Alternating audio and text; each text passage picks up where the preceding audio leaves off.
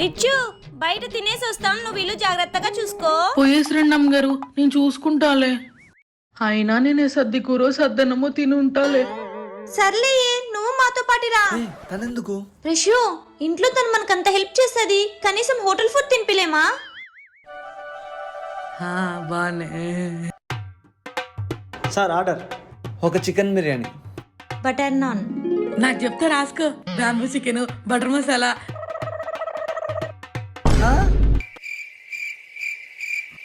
ఓ మేం పేదోళ్ళం కదా, ఇన్ని ఆర్డర్ చేయకూడదు కదా. యాదో పెరుగన్నం పెట్టండి అమ్మా, తినిపోతాం. పర్లేదులే,